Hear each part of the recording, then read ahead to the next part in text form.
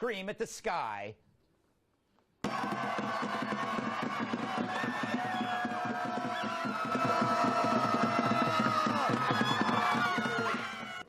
Now, I'm thinking their childhood birthday parties were sparsely attended. Others, though, took time to reflect, like me. He does this when all of it comes out to relax and sit in the jacuzzi. He'll get any hate.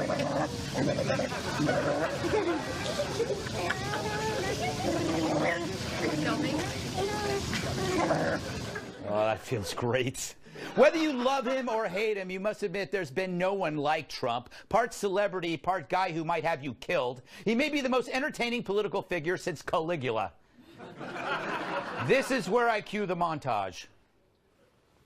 It's called Make America Great Again. You see what's going on.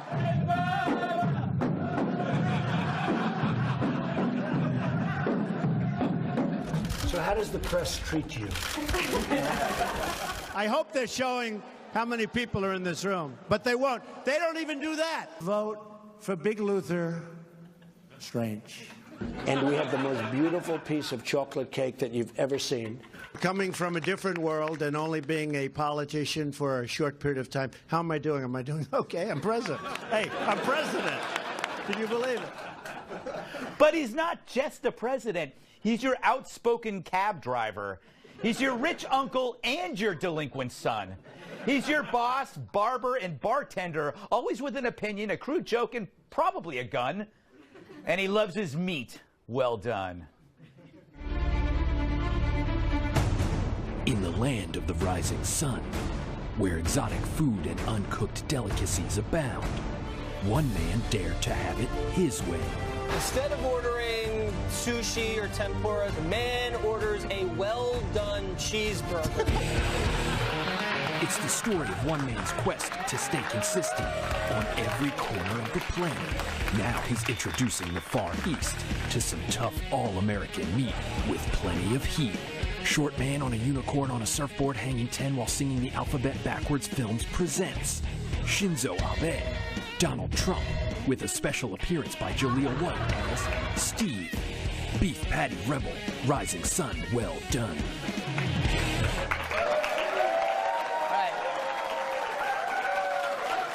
But at this juncture, we should ask, how is he doing? Which really means, how are we doing? Let's look at this otter eating at a table. Because the news is so good, who needs a handy chart to tell you? The otter tells you everything you need to know. Things are great. Stock market's rallying. We got 1 million new jobs. Consumer confidence is way up. ISIS is decimated. Pipelines are pumping. Then there's Neil Gorsuch, plus 12 other judges in lower courts. Regulations are rolled back. Illegal immigration is down by nearly a half on the southern border. And those Paris Accords were flushed down like a costly turd. Not a bad list, right, Mr. Otter, huh? Yeah, just nod along. But we also saw a ton of fighting. It was a bit much, often becoming personal at times, but maybe it was warranted. Conflict has always been a one-way street. The left dishes it out, and the rest of us take it. But Trump gives it back and doesn't give a damn. He's more OG than Snoop, Ice Cube, and Ice-T combined. He's especially fearless to the media, who just can't figure it out. Don't be rude. Attacking us. Can you give us a question? Don't be rude. No, I'm not going to give you a question. I'm not going to give you a question. Can you stay categorically? You are fake news. The fact of the matter is, we're not fake media.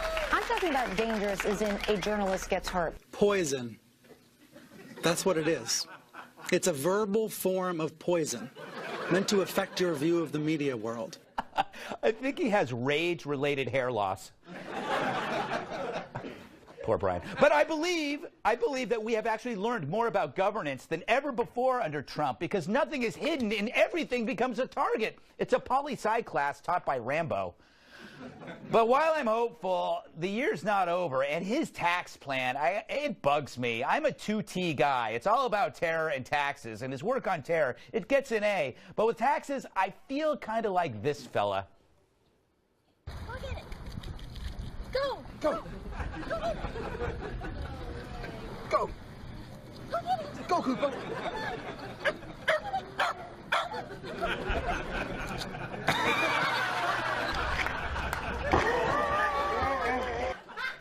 I'm right with you, little fella. Still, it's not a bad start. I'd say that we are all better off, including the screamers, even if they're too busy screaming to actually hear it.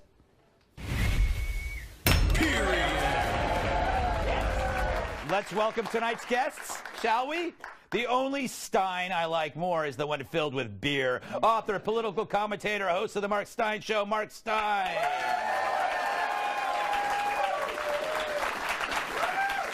He's not just my favorite host, but my favorite sandwich. Creator and host of The Rubin Report, Dave Rubin. If you ask her for her sign, she'll say dead end. National Review reporter, Kat Timpf. And an airplane hangar is his pup tent. Former bodyguard of my massive sidekick, Tyrus. All right. Yes. All these gang signs going on here. I'm a little scared. All right, Mark. It's been a year and the planet is still here. Are you surprised? No, I loved him most when he was dancing with those Saudi princes. I've waited all my life for a man who knows how to dance with Saudi. I can't imagine John Kasich or Jeb Bush trying to dance with those. And it's good. It's a great show, Dancing with the Sauds. Have you seen it? It's like a big show over there. Really? And, yeah, Dancing with the Sauds. It's a great show. What happens if you lose? Well, that's not so. Yes. That's not so good. There's a stadium for that. Yeah, in the semi-final they chop one of your feet off, and that makes it all a lot more difficult. Oh, that's terrible. All right, Dave, how do you feel? Is the country better or worse or the same? Well, Greg, you know I always do a lot of research before I join you here, and I checked, and actually everything that Trump has done, including the tweets, is exactly the same thing as the first year of Hitler in 1933. But He's joking. That was Twitter did not exist in 1933. If you were following along, it just feels that way because it's so terrible. Exactly. But actually, think about it. I mean, when I was watching that montage, it was actually making me like Trump more because think about it. This guy has all the money in the world, all the power in the world, could do whatever he wants, and he has subjected himself to sitting at a desk with Halloween candy and these kids. You saw the thing he called that one kid fat accidentally, and then he's dancing with Saudi princes, and it's like he can do anything he wants. He actually must want to do this. Yeah, no, I think he reached that age where he doesn't give a damn, and like he's done everything he wants. So he's a 70-year-old man who's like, what the heck? I'll try this for a couple of years. If it doesn't work out, I can play golf. And I mean, that's actually probably the best attitude maybe for a president. Tyrus, I feel like when I'm looking at what's going on, I feel like it's like Lollapalooza. It's not a presidency. There's like 3 concert stages all playing at the same time. And it's like there's the media, there's Trump, there's the parties. It's like so much is happening in so little time. Yeah. That wasn't really a question. Yeah, I'm looking for the questions. So I'm just going to wing it. I will tell you, you know what it is? He has changed the conversation in this country. Yeah. I've been lifting weights with the same group of guys for about 10 years. And we always talked about football, women in positive terms, and sports, and maybe complain about a bill or a nagging elbow. Yes. Not anymore. No, it's all Trump. We talking about taxes. We're talking about, you know, like, we're going to do this and we're going to do that. And I don't know. That's a good idea. I wouldn't do that. You know, like, he's changed. He's brought politics into the living room. It's become the new national pastime. You know, the NFL and the NBA, and their ratings are down because everyone's involved in what's going on in our government. Interesting. So I don't necessarily know if that's a bad thing. I never thought of that. I thought it had to do with other things, but it's because people are more... We're all talking about it. Yeah. Every move he makes, someone says, look what he just did. And then you look and be like, well, I'm cool with that. Kat, what are yours? It's never as bad as people say things are, but it's never as great as people says things are. So it's probably okay. Right. Well, the left set the bar pretty low when he was elected. So yes. He was Hitler. Seeing as we're all here and we're breathing, we're not trapped in a bunker subsisting on like bean water, then we're doing a lot better than they predicted. But some of my favorite things have been the scandals that aren't scandals. Like, can we bring up that picture of my favorite thing to happen since he's been president? This was my favorite thing. Yes. People were so mad, but that's exactly how I sit at my desk. Because you know what? I have too much stuff to do to worry about manners and things like that. So I am very, very happy to see that represented in the White House. You're a knee sitter. Knee sitting, it needs to be excused. Yeah, that's true. It's a skill. I can't. I sat on both my knees. I'd be in a wheelchair. So everyone was just jealous. I think, though, too, I think there's another side to politics that we're learning, is that Trump has taught you not to take it as seriously. Right. Yeah. But that was the fantastic. I mean, I will never forget, whatever it was, 9:57 on election night. All the people who know everything, in the space of 6 minutes, turned out to be wrong. Including me. The Democrats, the media, the celebrities, and half the Republican Party. And what I loved about him is he had no consultants. He spent less money to get elected than anybody since Benjamin Harrison. He had no ground game. He had no ads. He'd just walk on stage and start riffing about how Macy's stock price had tanked since they dumped Trump ties. Yes. And it turned out. People like Karl Rove said, "Oh, you can't do this. This is the way you're meant to do it." Yeah. And he did it, and it worked. It was fantastic. Last word. Well, I like that he's exposed who the crazy people are, because every one of us knows people with Trump derangement syndrome. Yeah, it's actually a mental condition that I've started just rubbing off the tea on Tylenol and handing to my friends. Like, take a couple of these, you might be okay. Yes. All right. Later in the show, we sent Kat to the screaming at the Sky event. We'll show it to you after you sit through everything else. That's called a tease. Up next, Donna Brazile, Hillary Clinton, and enough finger pointing to keep all the world's fingers employed. Can you feel the chill between Hill and Brazile? Clinton campaign insiders are fighting back against claims from Donna Brazile's book that the primary was rigged in favor of the petulant pantsuit. And Donna Brazile herself always never fails to get a laugh, the pantsuit.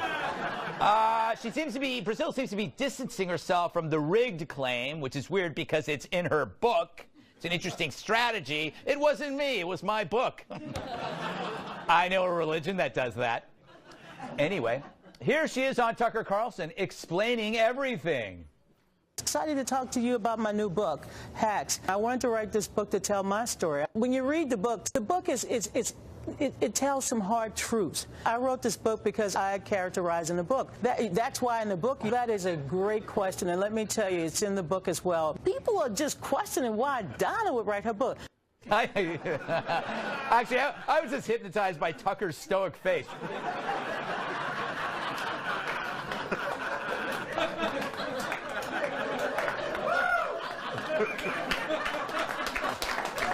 Thanks for coming on the show.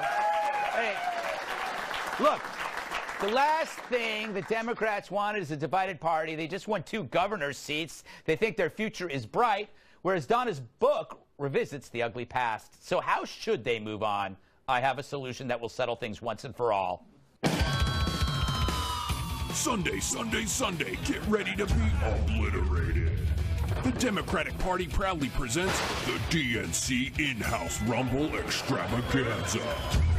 Live from Chappaqua, it's the thriller of Hilla and Brazile, featuring your favorite failed candidate Hillary, the Iron Rod Clinton, versus the party crasher, the Dem Smasher, the electric chairwoman, Donna Brazile.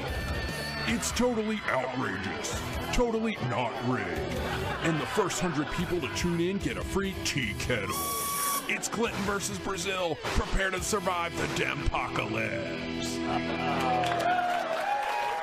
Dave, what do you get from this conflict?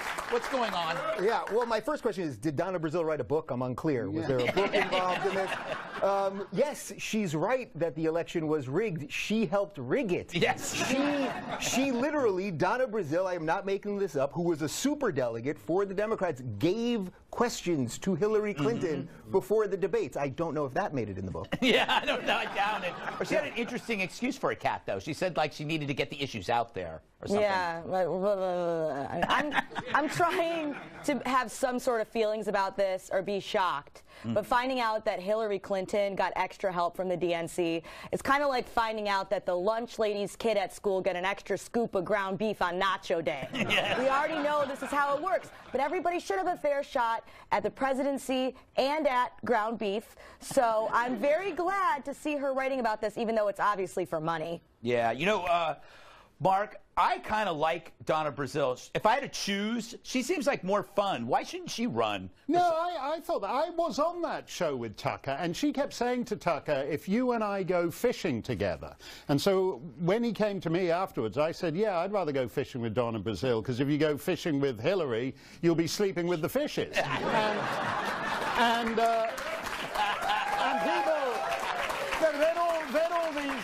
all these lefty websites go, oh, the Fox News is insane. They think that if you go fishing with Hillary Clinton, you'll actually be murdered. Well, evidently the Clintons have taken the tire iron to Donna Brazile, because as you pointed out, as the week went on, she was distancing herself. Yeah. She's at the point of saying, I did not have sexual relations with that book available now. She's distancing herself from the book. I mean, they are. She woke up, and in the morning, the head of her book was right next to her. To be fair, none of these people write their own books. I write my own books. Well, no. I've seen them. Yeah, yes. You've seen me write. It's quite impressive. Yep. Tyrus, what do you make of this this feud? Is it hurting the party?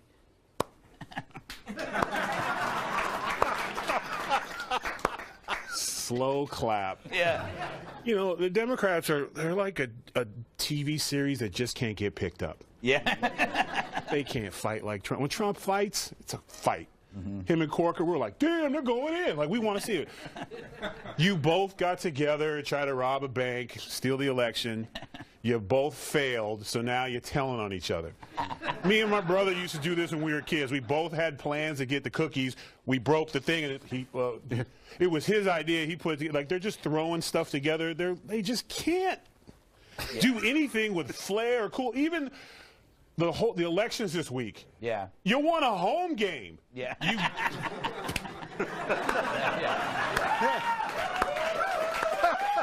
We did it. We won elections we were supposed to win. Yeah. With a guy who voted for Bush. Yeah, no, they voted for a Republican. Yeah. I mean, the only thing we learned last week is that the world really hates Christie. That's it. That's the only thing we learned. Yeah. And that's on both sides. Yes. So, I mean, but they literally, whenever they talk, or the book and the feud and the thing, just go like this. I don't hate Christie. You don't hate Christie? No, I kind of want to like play catch with him and have him insult me. That's nice too. It's odd that the world hates him and he's shaped like a globe. You know, the Democrats should take a page out of Hollywood and just give Hillary what's called the Lifetime Achievement Award. Because whenever somebody gets a Lifetime Achievement Award, a year later they go away. It's like basically kick you out. They need like Democrats Hall of Fame. So she gets up there, and then they hand it to her, she gets a gift bag, and then she's gone. They got to do that. The good thing is, she is so unlikable, there's collateral unlikability to Chelsea. Yeah. We may not see Chelsea running for office. No. We probably will anyway. Yeah, not being likable clearly doesn't stop these people. Yeah, because they don't get that. That's what's fantastic. Yeah, they don't know they're hated. No. Just to be totally clear, did Donna Brazile write a book? Yeah. I'm just trying to figure out what happened here. Still to come, what's the real reason behind the attack on Senator Rand Paul? We'll get to the bottom of it, and by I don't know what I'm saying. We'll speculate wildly and not solve anything. Depend Silhouette Active. Live from America's News headquarters, I'm Lauren Green. The Texas church, where 26 people died in a mass shooting, reopens tomorrow. The First Baptist Church of Sutherland Springs is inviting the public to tour a memorial on the one-week anniversary of the deadly shooting. Church officials say they hope the memorial will help the nation heal. The church will also hold its first service since the shooting at a nearby community center. The gunman was killed after a brief car chase. The governor has declared Sunday a day of prayer. A moment of silence is also scheduled. 80-year-old actor George Takei is denying a claim that he groped a male model in 1981. He's perhaps best known as Mr. Sulu on the original TV show Star Trek. Oscar-winning actor Richard Dreyfuss is also denying accusations of sexual misconduct. A female writer is accusing Dreyfuss of harassment in the 1980s. I'm Lauren Green. Now back to the Greg Gutfeld Show.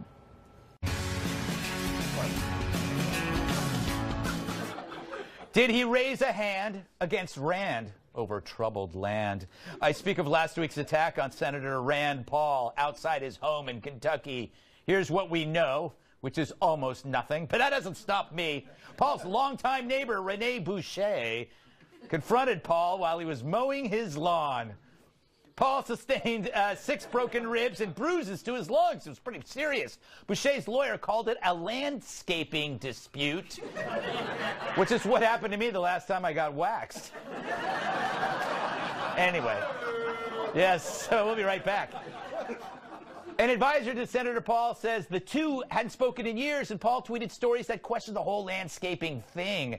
Now, Boucher pled not guilty to 4th-degree assault, but sources tell Fox News that Senator Paul has been told to expect federal charges against the suspect. Apparently, that could mean prosecutors think it was politically motivated. A neighbor who saw Paul after the incident told this to something called NPR. Ooh. As soon as he got him off of him, he jumped up and stuck out his hands and said, whoa, whoa, whoa. Let's talk.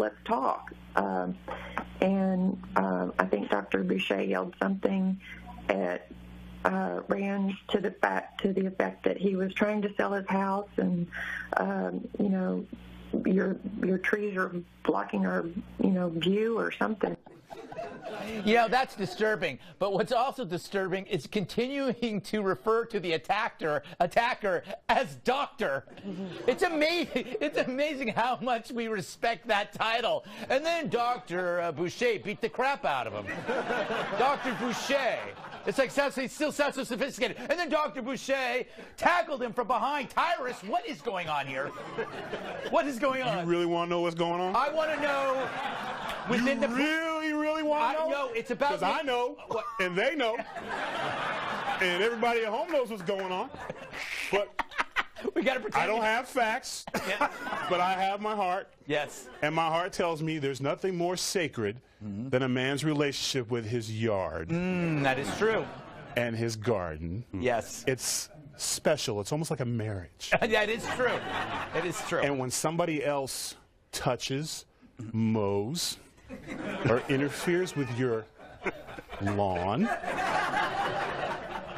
you kick their ass. Yeah, that's true. I had a suburban house for 1 or 2 years, and I got in some serious fights with neighbors over plants and weeds. Yeah. Mark. Yeah. Flora. Flora. That's what the New York Times guy said. Flora. This was a dispute over flora. Yeah. And was that her name? No, that's what I thought.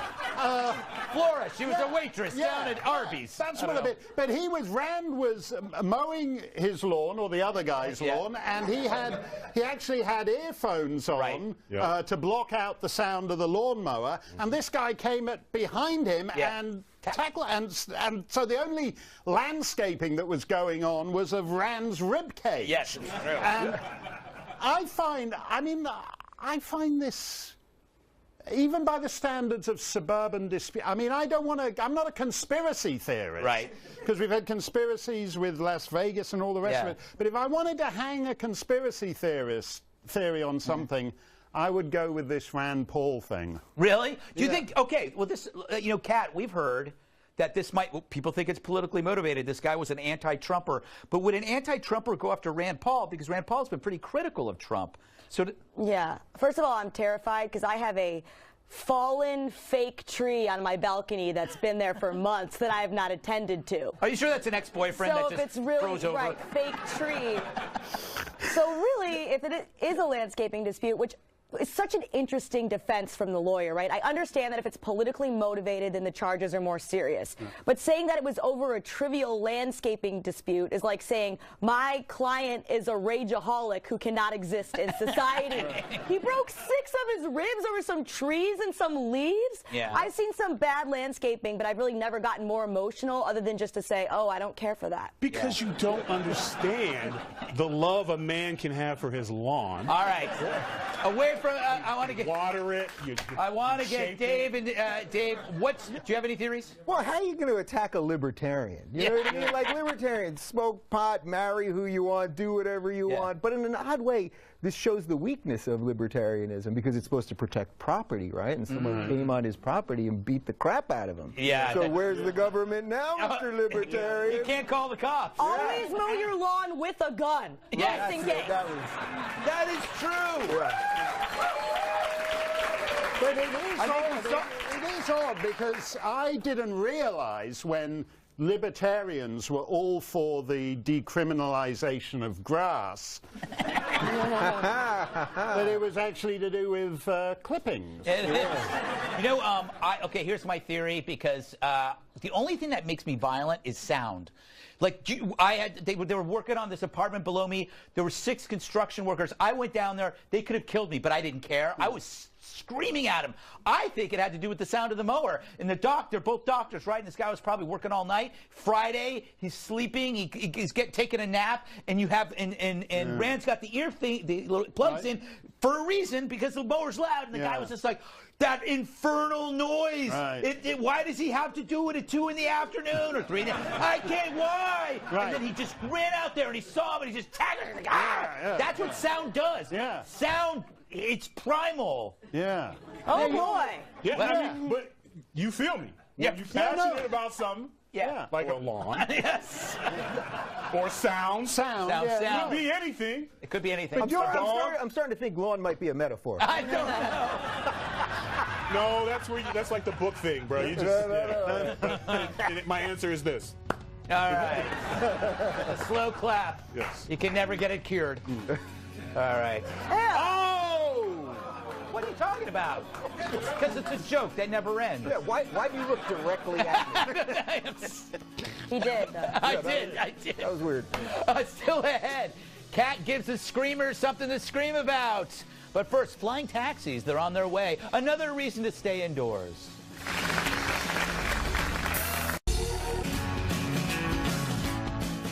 Does it sound fab to fly by cab? This week, Uber, whatever that is, signed a deal with NASA to develop software for managing aerial taxi routes. It's a subject of a new segment we're calling...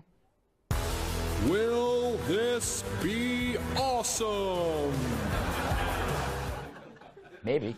Uber plans to test its 4-passenger flying taxi, so you die with 3 people, over Los Angeles by 2020. The idea being that if the taxis fall from the sky, no one will care because it will fall on people in Los Angeles. I love you people in Los Angeles. Most. They say the goal is to officially launch Uber Air before the 2028 Olympics. Great. This is an arbitrary goal. I believe we have tape of a prototype in action.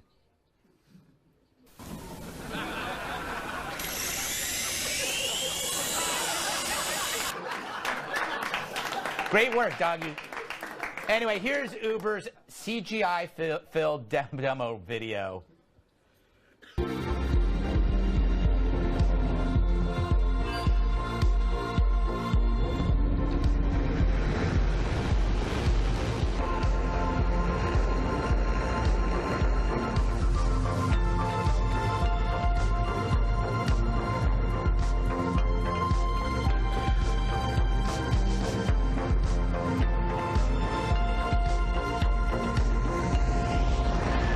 It seems so nice until you realize they're being flown to prison, where they're going to serve life sentences for murder.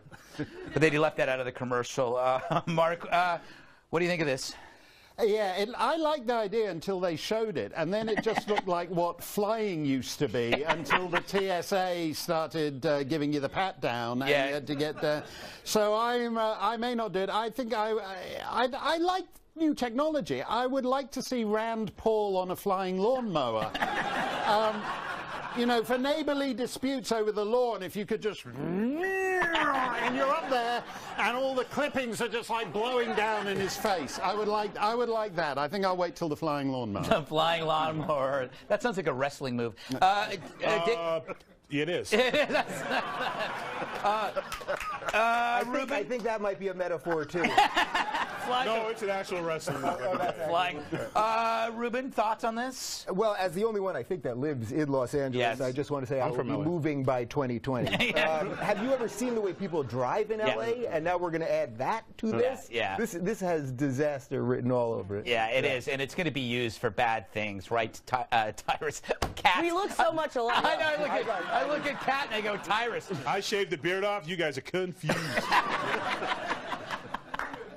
Yeah, I think it's a bad idea. Really? It's a really, yeah, then there's just going to be traffic in the sky. Yes. No one's going to want to be on the ground anymore because Friday night, all the drunk people in the sky taxis are going to be vomiting out the window on the people on the ground taxis. It's true. Give that a couple of times on Instagram. No one's going to want to take it. The sky is cool, but the only good thing about the sky and the reason it is so cool is because people aren't up there yet. Right, that's true. It's beautiful when they're in the plane because when you're in the plane and you're looking out the window, it's beautiful because you don't see the people that are down there. So why put them up there, Tyrus? Why? I grew up in California, in L.A., and I'm telling you right now, when the whole thing was bringing the trains, that was going to change everything. Everyone was going to take the commute was going to change. Everyone used to go from the high desert and stuff to drive down to L.A. to work and all that beautiful thing. But here's the thing. I'm not taking a train.